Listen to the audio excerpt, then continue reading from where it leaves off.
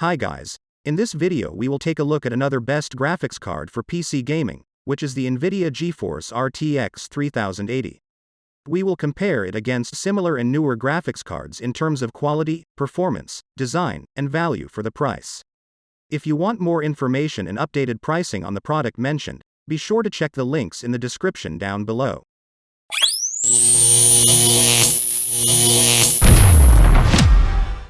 Okay. Right now, the RTX 3080 is rare as pigeon eyelashes, but there is no doubt Nvidia's new RTX 3080 is the best graphics card today. It represents a huge generational performance boost over the previous RTX 20 series. That's impressive when put up against either the RTX 2080 or 2080 Super. But when you consider that this nominally $699 card can not just match but massively outperform the $1,200 RTX 2080 Ti, it really hits home. The thing which really stands out from our testing is the difference it makes to ray tracing performance. The first generation of ray tracing capable cards required such a huge frame rate sacrifice that most people shied away from turning it on, but that's no longer the case with this generation. When you can now get ray traced performance that exceeds the frame rates you get out of the top card of the RTX 20 series when running without it, you know that this is a whole different beast.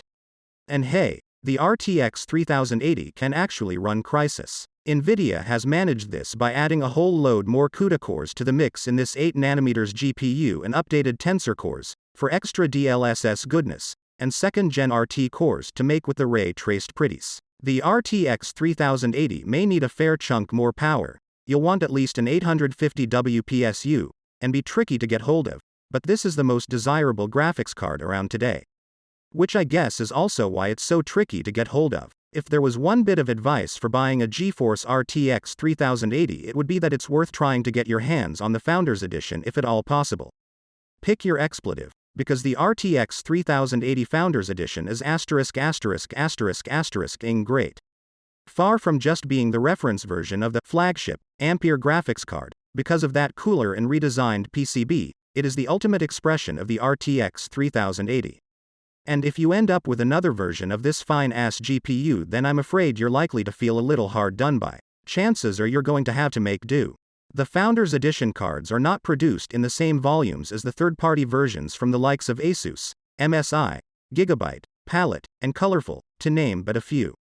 Given the stock shortages, you're going to be happy with whatever RTX 3080 you can get your hands on.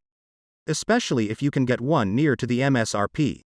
And besides, some of the cooling options on these third-party cards are impressive in their own right, so it's not all bad by any stretch. Regardless of whichever card you get your hands on, the performance uplift you get over the previous generation is huge and pretty much unprecedented.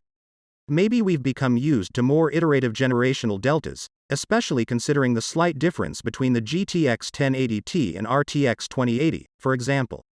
But we're going to continue beating the T drum, because it bears repeating. The fact the $699 RTX 3080 absolutely smashes the $1,200 RTX 2080 Ti is still staggering. Nvidia has gone big with the RTX 3080, and the result is an outstanding gaming card that sets a new benchmark for both high-end 4K gaming performance and for ray tracing. Now we just need Nvidia and Samsung to make more of them so we can all enjoy the best GPU of this generation. Thanks for watching the video. If you find this video helpful, please help the channel by giving this video a like, or subscribe the channel and tell us which product caught your eye in the comments below.